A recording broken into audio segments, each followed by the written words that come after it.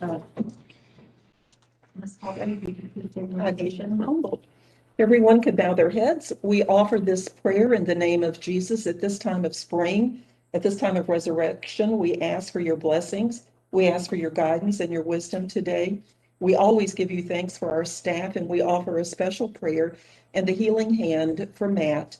We know he's recuperating, but we ask that you heal him in your special way and take care of him. We ask that you grace all of our men and women in uniform, whether they're serving here or worldwide. We ask that you take care of them and bless them. And all of this we offer in the name of your Son, Jesus. Amen. Amen. I pledge allegiance to the flag of the United States of America and to the republic for which it stands, one nation, under God, indivisible, with liberty and justice for all. Suzanne, roll call. All righty, Mrs. Calderwood, Here. Mr. Carter, Here. Mr. Conrad, Mr. Diedenbach, Present. Ms. Horvath, Here. Dr. Norton, Here. Mr. Page, Fired up, ready to go. Mr. Thomas, Here. and Mr. Wright. Okay, we have a forum. Excellent. All right, moving on, we need an approval of the meeting highlights of February. So moved. Second. All right, so we have a first from Mr. Thomas and a second from Mr. Diedenbach. Any discussion on the meeting highlights? All those in favor? Anybody opposed? Okay, meeting highlights are approved. Any citizens input, non-agenda items?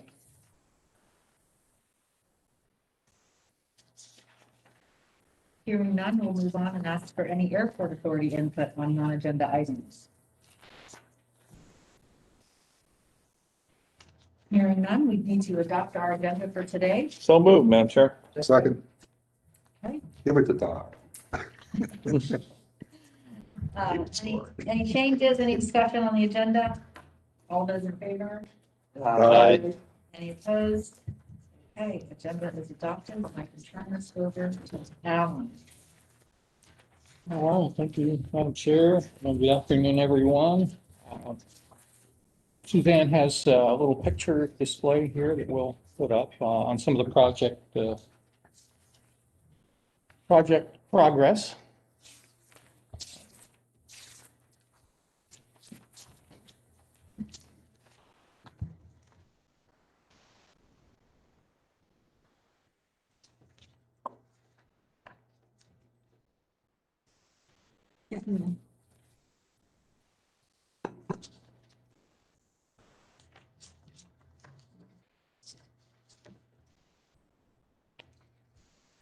Okay, terminal progress is going well. We're getting down as far as the new gate area to the final stretch.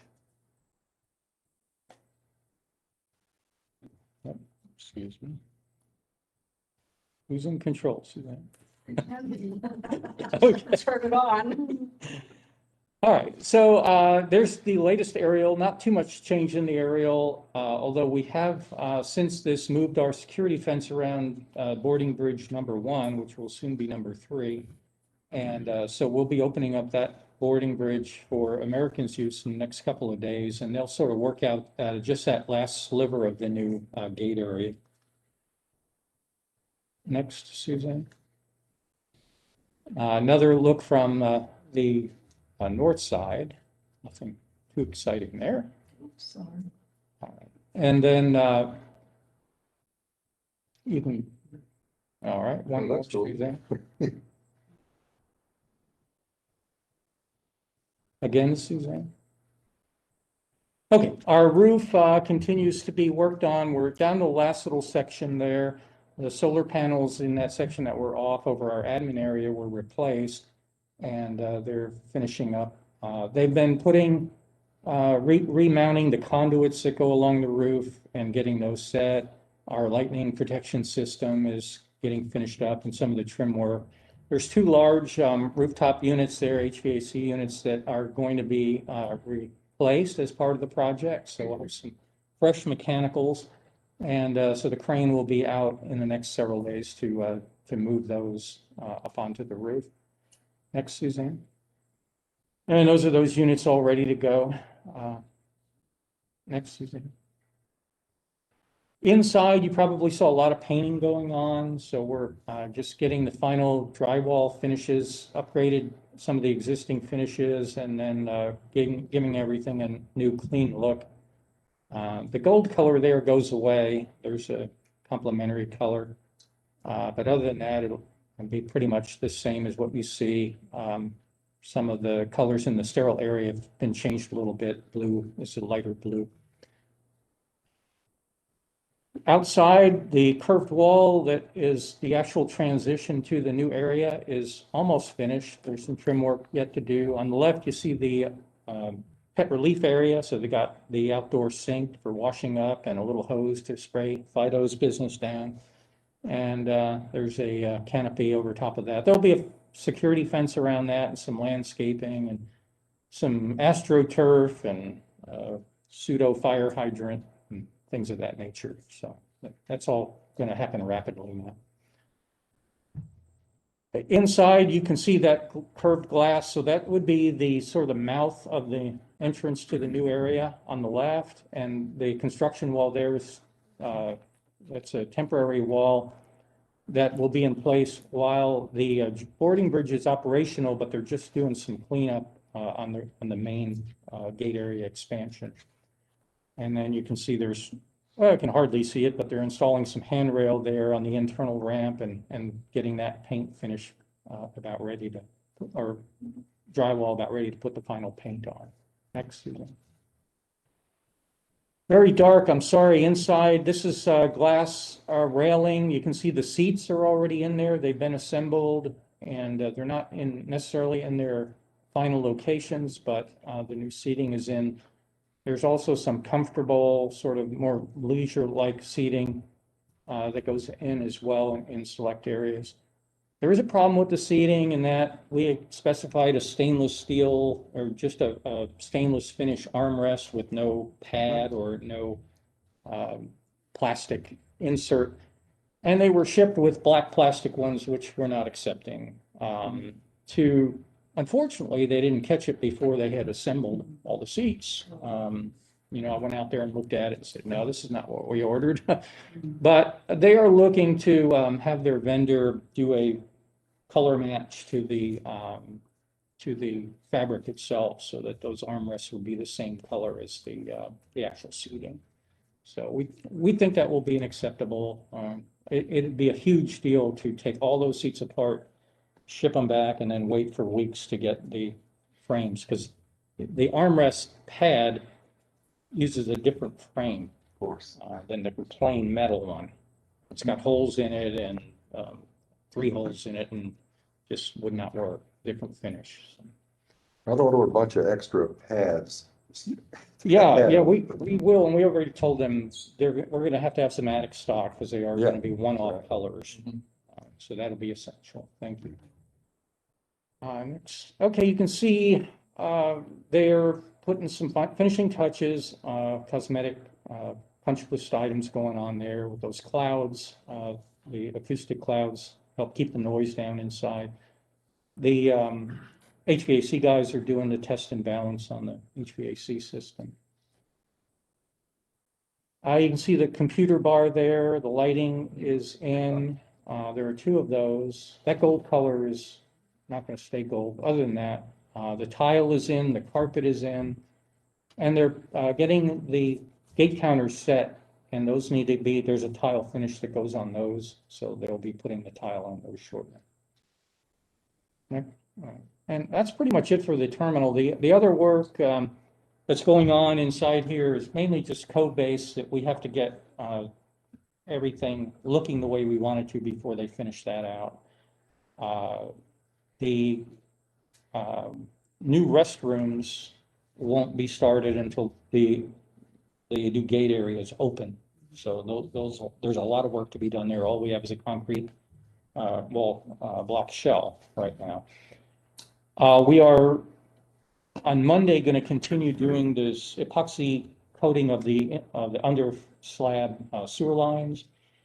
And so that's been delayed because the equipment malfunction that the contractor has. So they'll be back on Monday. And then after they're done, we'll be tearing the older restrooms out here apart, the blue and gray, the larger men's and ladies, and those will be all new finishes similar to the rest of the terminal building. So. And then last but not least is our World War II hangar building. We just finished up the new louvers and windows around that building. That finishes out that building envelope.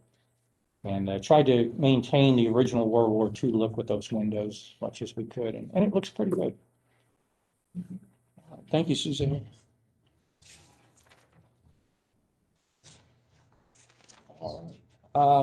The passenger boarding bridges on page 16, we do have a delay there. The shearer contractor is responsible for the foundation for those boarding bridges. And parts of the boarding bridges can't be completed until the foundations are surveyed to make sure that the dimensions are all perfect. Their contractors' drill equipment broke. It's a specialty contractor. Very difficult to find another one that has equipment that would fit where it needs to fit. So we have a scheduled date of March the 29th for him to come back and do that. And that's probably going to push our boarding bridges out a little bit. I know Bill Frang is here. He was on a call this afternoon with the contractor. Anything new on that?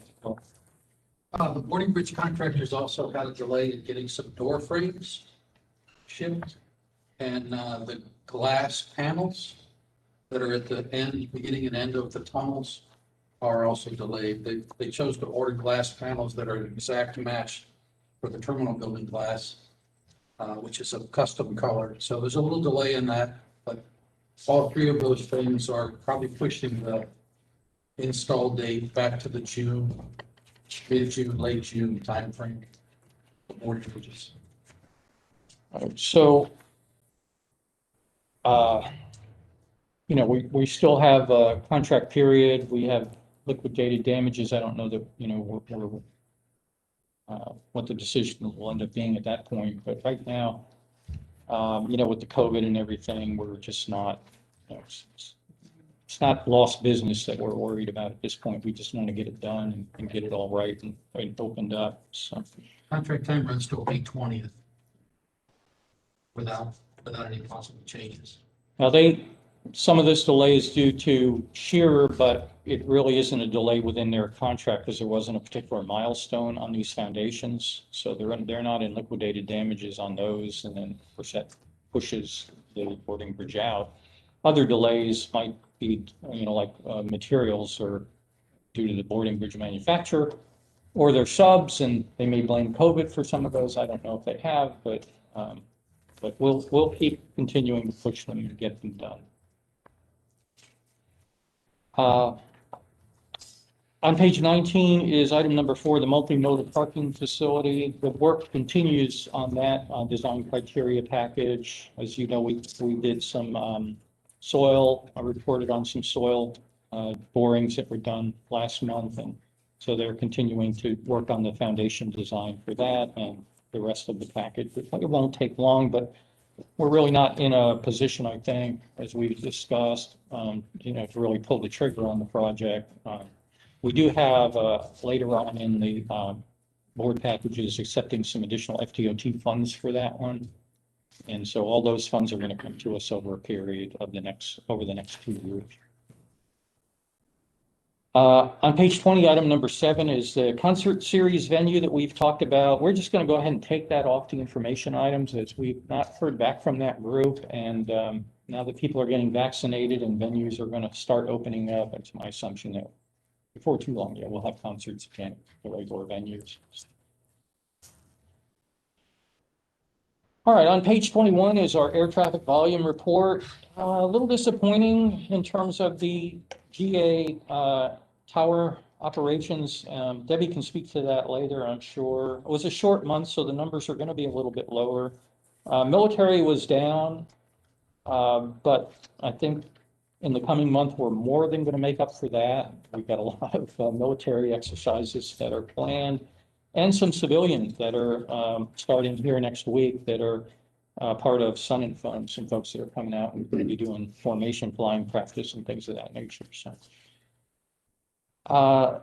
but you know, all in all, February is a slower month, and the numbers bear that out for us. If you look at page 25, I'm sorry, 26, you can see that we're still very much in a depressed mode for commercial passengers. Things flattened out in January and February. We do have good preliminary numbers on some things that show us that March is going to be a nice increase over February. And I'll give you a little bit more on that in a second. On 27, you can see that our airlines, are still have low load factors. Delta is still doing the seat restrictions, so they're going to be lower than the other two, but not by much. Delta is up to 51.6% load factors from 49.2, and that's better than their year-to-date average. So February shows an improvement for them. American Airlines their load factors to Charlotte are up another 1.5 and better than the year-to-date load factor. Dallas, a little bit slower, which has been kind of a reversal. That's been the shining star. They were at 54.8% load factors versus 64.2% year-to-date. I don't put too much stock in these numbers just yet. Alan, do you think some of that bad weather that they had in February would have impacted that? Yeah, definitely. A lot of flights were canceled, and between the bad weather and just February being one of our slowest months seasonally, you're exactly right. So just a brief on the whole COVID issue, if you don't mind me going through that. I normally do that first. But in terms of COVID-19 right now, again, we don't have any cases that I'm aware of on airport, nothing at the airlines, TSA, or within the airport. I have not heard anything from UAC, but if you have shaken their head no. So, things have been stable, and they have been for months in regard to COVID. Mask compliance is still generally good. I think there's a relaxing mindset out there a little bit in terms of masks. So while the vast majority of people are wearing masks, we're seeing a little bit more, certainly when people are on the cell phone, of mask compliance slipping a little bit. So we'll continue to watch that. We have some procedures in place to remind them. And it's still federal law, federal requirement, let's call it a law, an order. And as a matter of fact, the newest grant relief, coronavirus grant relief, requires that we enforce the mask policy. So we want to keep ahead of that. As far as air traffic goes for March, based on TSA screenings over February and also parking, TSA screenings were up 50% for this month for the corresponding weeks of last month. So that is a good jump. Parking is also up about 50% as well. So the two are correlated. So March should be a good month, and I don't see a whole lot of slowdown in the last week or so. So we're still doing okay. Statewide, we continue to track similarly to non-beach locations, our peer airports like Melbourne and Tallahassee, Daytona Beach. But we're definitely behind the beach locations out there. Some of actually Key West and Sarasota are setting records. And there are just a lot of frustrated people up north and in the Midwest that want to go to the beach. And Florida's open and they're going.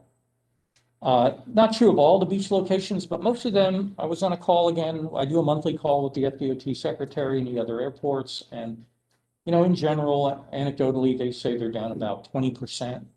Most of the other locations, except for Miami and Florida, and they're down significantly more than that. The resorts aren't operating at full capacity. They're not at the beach. That's where people are wanting to go right now.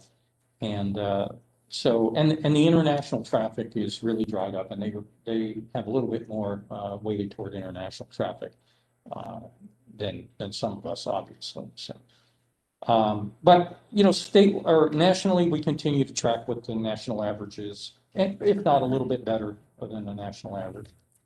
We're continuing to look out for any any movement to require, a passport and a vaccination passport for travel.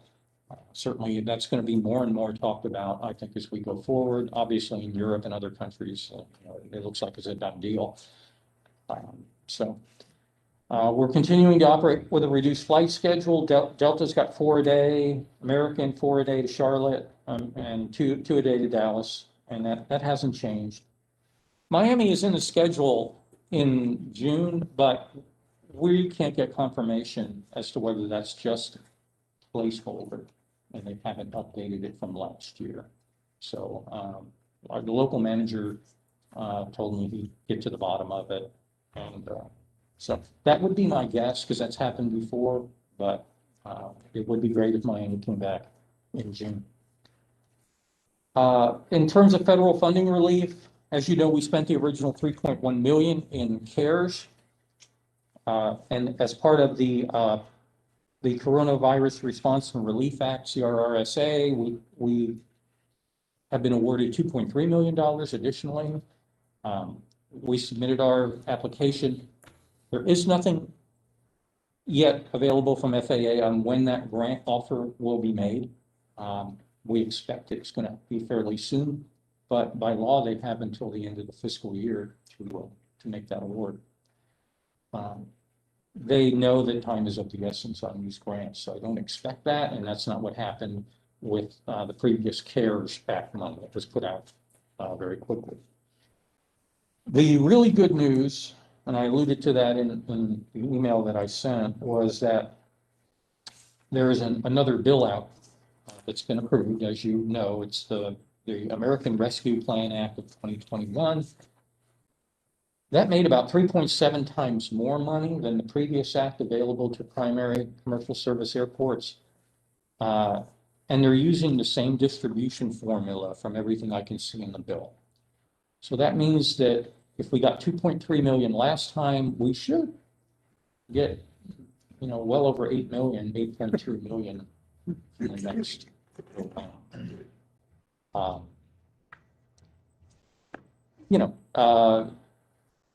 We don't know when that money is going to be available. They haven't put anything out yet as to confirming numbers one way or another, making those awards or announcements.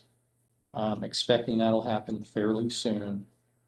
They'll put out frequently asked questions, and they'll put out, the award numbers, which we had gotten on the previous grant. So part of that bill also makes $800 million available for relief of airport concessionaires. The last bill made $200 million available. So we'll be seeing more money for our concessionaires. This is a little different though, however, because they've made the bulk of this money, $640 million available for small business concessionaires. Wow. And they consider small business concessionaires to be those that gross less than $56.4 million. That's everybody. So we don't know how that, if you're a Hertz franchisee, does that mean that you're a small business, or are they going to look at Hertz? I don't know, but certainly Tailwinds is in the running. Need to increase their rent. Yeah. Now they only get really money for actual relief from they're not going to get a grant of millions of dollars, but they'll get relief from their rent and their minimum annual guarantee that we charge them. So that's pretty much it. We're waiting. Even the Orlando district office of the FAA, I talked to them, their assistant manager yesterday. He's got no info, and I've got a website or a generic email that I've got a question out to see when we can expect some info on this. So I don't see any warning signs about those grants, but the exact amount, we just don't know at this point. So, and Madam Chair, those are the information. Any questions for someone at this time? Any other questions? Question if he wants to take that pen out of his pocket because it seems to be growing. I know. Oh, that was one of my favorite shirts. Not anymore. Oh. So much for that shirt. I do have a question. When did Miami, refresh my memory, when did American kill the flights to Miami? Oh my, that was back last, spring, Summer, maybe? Yeah, it was early on. So it's been 9 months probably. Back for a little bit, remember? Yeah. we It worked did. very- Okay, thank you. Okay, thank you for the report, Alan. We need to move on to the finance report, and Matt's absence, Alan will be providing the finance report. Well, I think Matt's on the line now, so. Matt's on the line, you can unmute himself. Oh, good, excellent. Hello. There he goes, okay. Hi, Matt. Okay, you can hear me? Yes, sir. Okay. Good afternoon, everybody. If you turn to the middle of page 33, I'll go quickly through the statement of operations, actual versus budget. Total revenues for the month were approximately $437,000 as opposed to $440,000 budgeted, and it's about $2,700 under budget. That's mainly due to parking revenues being under budget for the month, the first time since this fiscal year where we've been under budget. And as Alan suggested before, February is usually a very slow month, and we had some cancellations, so that's probably why that happened. Total expenses for the month before interest were $387,000 as opposed to $399,000 budgeted, and that's almost $12,000 under budget. Net income before CARES is $37,000 as opposed to almost $28,000 budgeted, and that's almost $10,000 under budget for the month. Year to date, we are at $55,000 net income as compared to expected budget of $78,000 under budget, and so we're $134,000 ahead of budget for year to date. And with the CARES money that we received, which is completed for that first round of 3.1, as also Alan suggested before, we're at $1,845,000 net income for the year so far. I move to approve the finance report. Second. Does anyone have any questions or discussion on statement of operations? Hearing none, we'll take a vote on this. All those in favor? Aye. Anybody opposed? Okay. The motion carries. We have accepted finance report. Moving on to the bid spec. Alan Chippewa. All right. Thank you, Madam Chair. What we have here is Resolution 21-011, and that would be to go ahead and approve an agreement with Chippewa Aerospace for this parcel. It would include the former Eclipse or Silver Hangar and the former FAA Flight Service Station. You all know where that is. Suzanne, go to the next one. That is the actual proposed leased area, lease line. And so if you'll remember, their proposal to us was that those two buildings be included. They would also want to use the existing paved apron over there, which we did with Silver. We allowed preferential use of that apron. And so they would have continued use of that. Then we would take care basically of the taxi lanes around there. They're responsible for all maintenance of the facilities. I think I gave you a pretty detailed list of our responsibilities. The only thing we hadn't completely 100% approved language on yet, which we were doing this afternoon, was liability insurance and casualty insurance, some issues there. So the way it is now, we would continue to insure the building against acts of God, hurricanes and things of that nature. Chippewa would have liability in the event that anything that they caused, or any damage that they caused that would destroy the building. But they do all of the day-to-day maintenance, the utilities, taxes and fees. And so it would be a 10-year lease with a 10-year renewal option. And the major thing that, we knew could be an issue, but I was a little bit taken aback at the interpretation by the bond counsel of their operation. But since they do a lot of modifications of aircraft, that was considered to be not, that would be considered to be a taxable activity.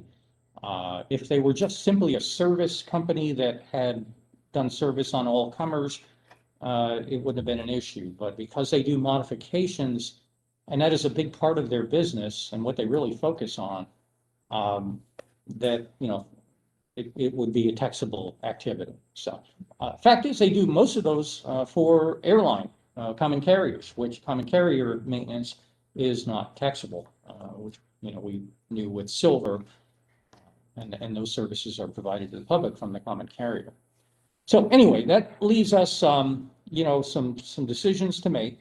I gave you some information that if we were to have a taxable use in there, it does increase our interest payment about $21,000 a year. We were on the phone last night with the bank and their analyst, the swap desk out in Texas for BBVA. He was able to give us an idea on what that additional amount was. That was the 21,000, but they can't really give us that, legally. They didn't give financial information. So we could, go to a independent financial analyst or a swap advisor to negotiate the cancellation of the swap. We've got a contact to do that. But I mean, we're all pretty comfortable. You can look at the interest rate for non-taxable and taxable, and it can be calculated. So it's just a question of, what is the current interest rate? So. Madam Chair, didn't you mention just paying off that loan? Yes. Yeah, and that was my next. I'm all for That that. was your first option. The second option. I voted for that damn building, and I'll be glad when it's paid for. You're the one, huh? No, there were 8 of us. 9, maybe. Never more. So the second option is to go ahead and pay off this loan. These restrictions have always been a problem for us as we talk to people that want to go in the hangar. And so you're constantly going to have to get an opinion from bond counsel as to whether they can go in there on a non-taxable way or basis. But right now, the outstanding principal before the June payment is $2,853,000 and change, plus some interest due of about $13,000, and the calculated estimated swap settlement of $396,000. And so this was given to us by BVVA, confirmed at a total of $3,261,913.12 to go ahead and retire that debt. To retire the debt, we still would need to engage the bond counsel, and we need to,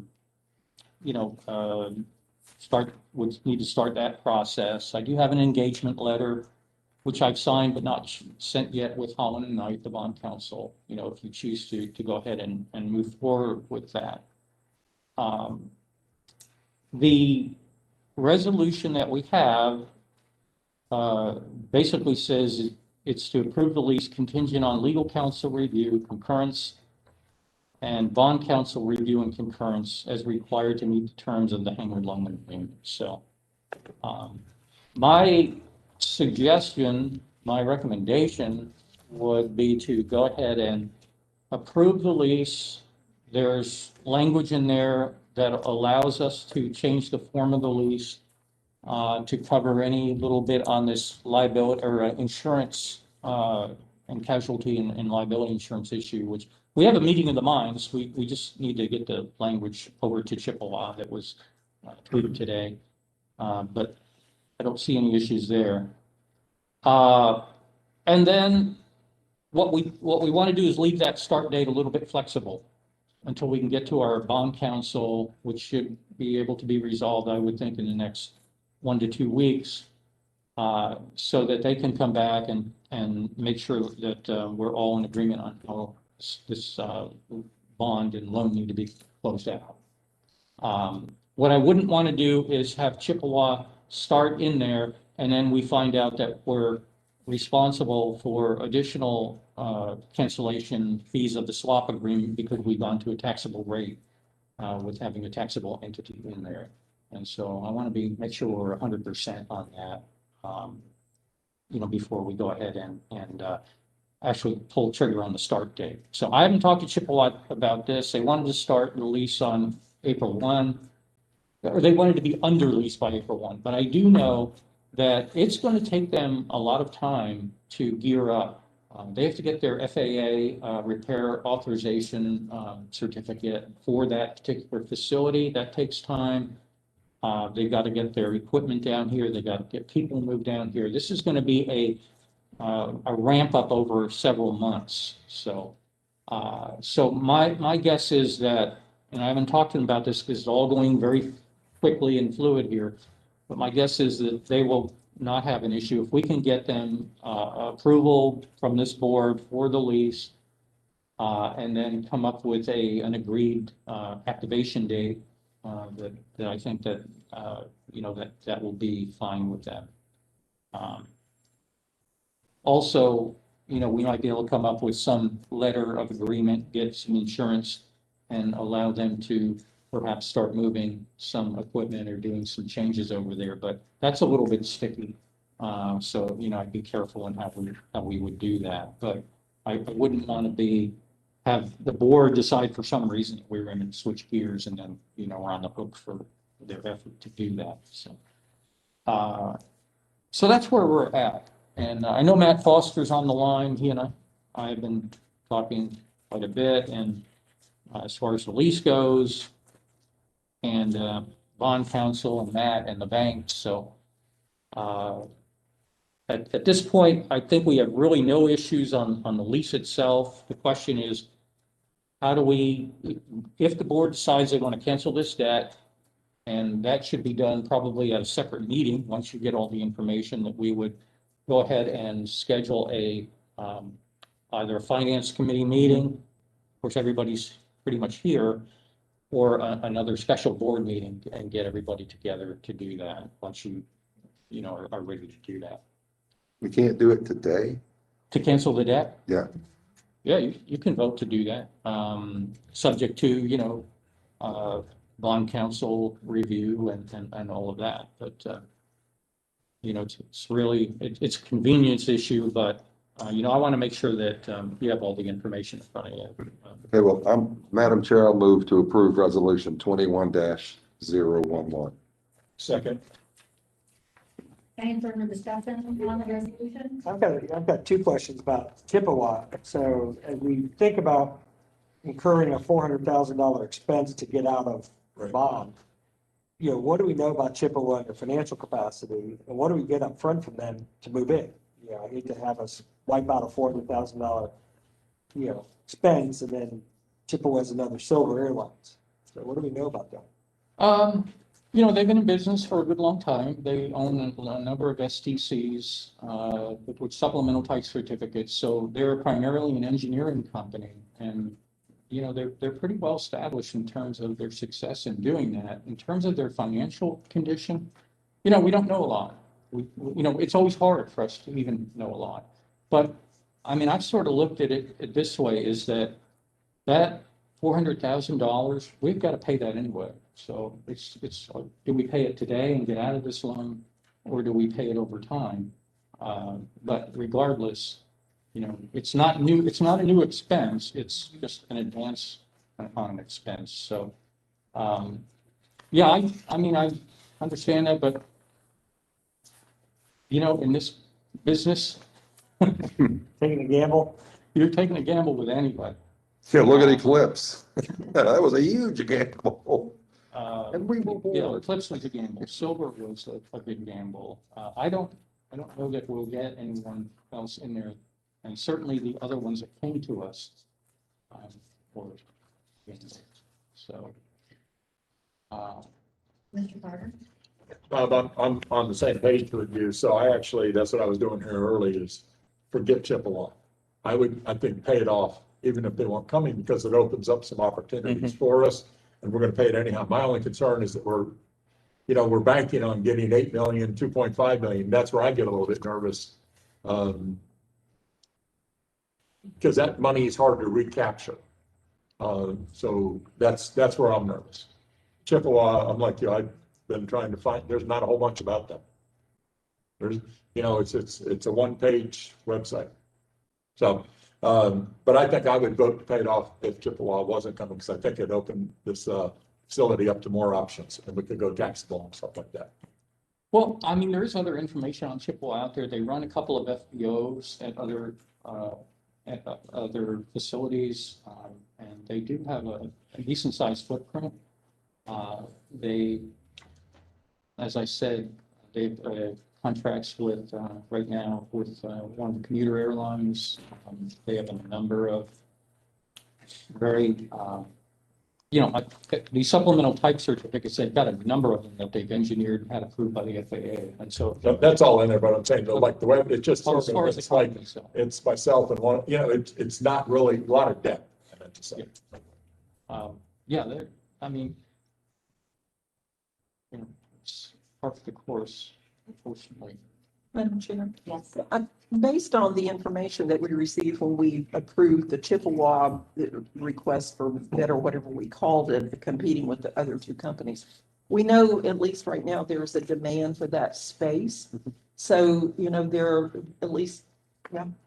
Oh, no, I'm sorry. Yeah. I'm just saying, there is a demand, but one of the demands was based on them operating an FBO, and that's grabbing the low hanging fruit. Yeah, exactly. And we were not, and I saw the underlining here, this would not be an FBO, and we all in agreement with that. But what I'm saying is there is a demand for the space within our parameters, not necessarily the vendors. So I take some comfort in the fact that, if Chippewa, if something didn't occur the way we wanted it to financially, then I think we've got other options out there. The other thing, and I want to ask you a question on this with not regard to this resolution, I'm in favor of it, but connected with the payoff, that there were, I think, a little over 9 million in reserves. If those other funds didn't come through, where that puts us in terms of any comfort level that you have and that we have with paying off the debt. I'm in favor of paying off the debt, but where do you feel comfort level of? Yeah, I mean, my comfort level would be higher if I had an announcement on an award from FAA. Yeah. I really don't see, I don't honestly see any change happening with that. I mean, it's pretty cut and dry. If it's not 8 million, it's going to be substantially more than we got last time around. What you may end up being a situation is where you might have to delay a project, try and work with FDOT to delay the parking garage project. Other than that, right now you haven't made any other commitments. We're just in design on the, we haven't even started design on the taxiway work. So, that's not been bid. We have no idea what that work's going to cost. So,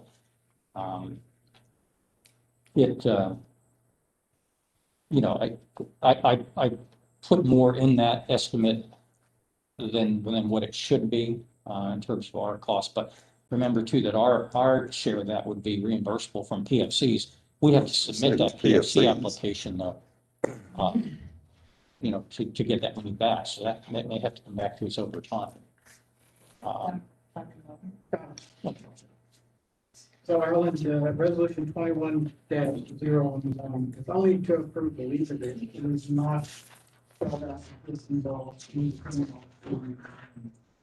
Correct. Right. So that particular part of this discussion is we might notice we're going to investigate with and vote on today for that. Is that need to be actually noted? That's why we need counsel. Yeah, I mean, normally we would notice something like that. Oh, well. Yeah. So I don't think that affects us voting for 21-011. No. But I do think we would need additional action in order to approve. Oh, we do.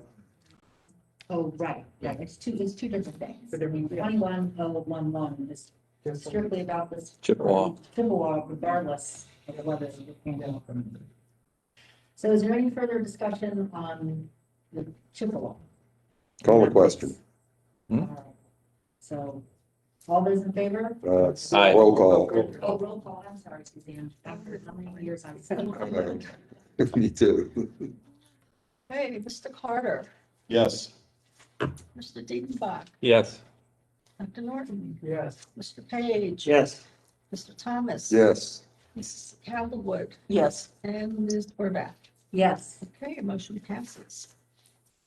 So, Madam Chair, can we act on paying off the loan today, or does it have to be an agenda item that is publicly noticed? That's my question.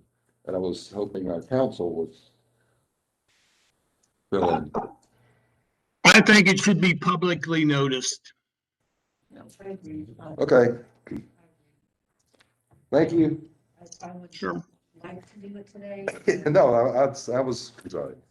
And But let's put it on next month's agenda, and if please. Mrs. Allen would be more comfortable with the decision, if we had a little more information, so that. Yeah, it really wasn't my intention to vote on that today, but, you know, Okay.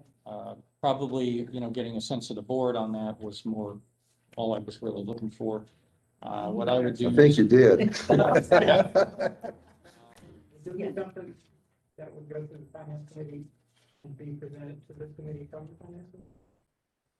Most of us are here. Yeah, we're here, and I think there's a consensus that you can just bring it to the group next time, so 30 days from now. Well, Or in a special board meeting. yeah, what I was hoping to do was to get with the bond council, get a decision on them, on the course of action, to do this and timeline. And then we'll get the swap settlement amount finalized and then bring it back. In my email, I said we could do the finance committee and then, you know, immediately do the board meeting, or because everybody is here, you kind of know the issues. It's really just looking at the numbers. It's really up to the board if you want to have a separate finance committee meeting. We could do that, you know, the day of the board meeting. Yeah, Just I was gonna say, How about unless that? we have to, there's no reason to have a finance committee Right. meeting. Yeah. Unless we have to, by law. No. Okay. So what we're expecting out of this is to have the information presented in a finance committee meeting to take place just prior to the next board meeting. No, we would try to arrange a special board meeting once we get all the information. And if the timeline works out and says, well, we might as well wait for the regular board meeting because it's Okay. only a few days Okay. away, then we would do that. Okay. So I don't think anything else further is needed on that, and we can move on to the next item. Number 4. Number 4, resolution number 21012, which will require a roll call.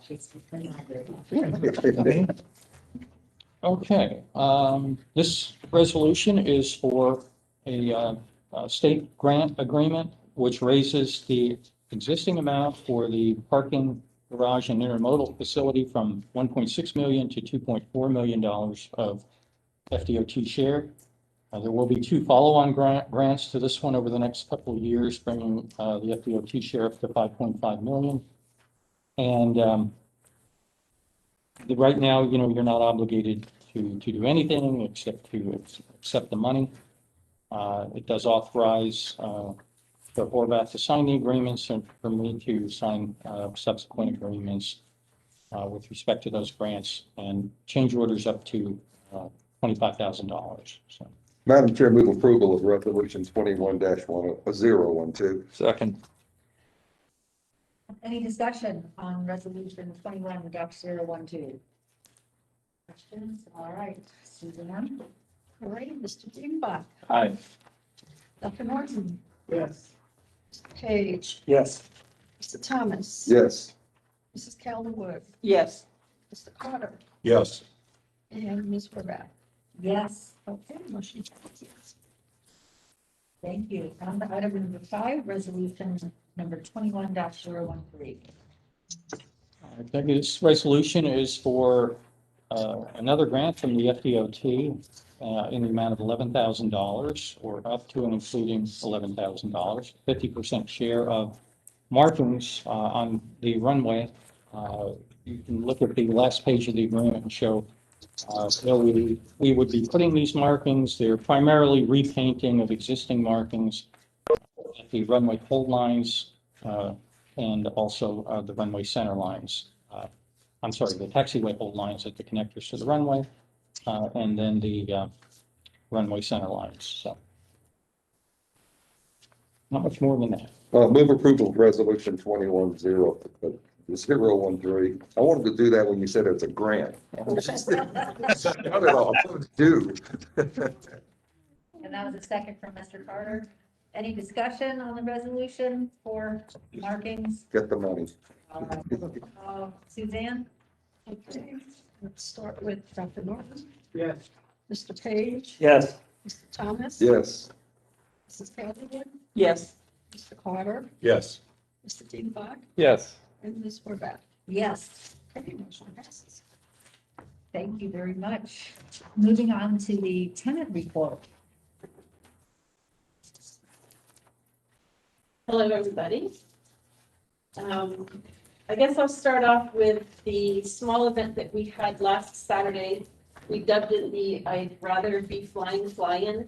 It was for, UAC offers hospitality to anyone on any given day. On this particular Saturday, we amped up the hospitality to include hot dogs and hamburgers and live music, and it was great. We had probably a dozen planes come in. And people were just glad to have an event. So it was a real nice community feel, and we were really glad to put that together.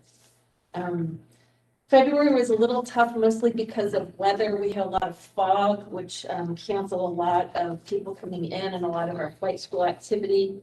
March has certainly bounced back, especially with military traffic.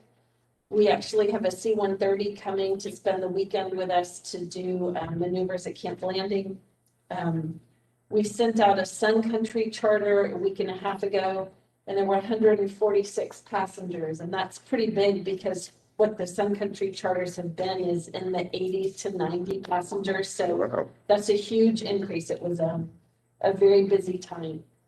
And we have another Sun Country charter coming in where we will bring people in and then immediately load the plane and send it back out again, so they're definitely picking up there. We're bracing ourselves for April, which I mentioned this a little bit last month. We have the T-45 detachment that's a 14-day detachment that starts on the 2nd of April. Then on the 6th and 7th of April, we have the T-6 Texans, which are the warbirds coming into flight formation practice before Sun and Fun. That's now up to 50 people. And then on the 13th, we have the Department of Defense coming in with the Blackhawks and the C-130s. So up until the 23rd, 24th of April, the general aviation side's going to be real busy. So feel free to come over.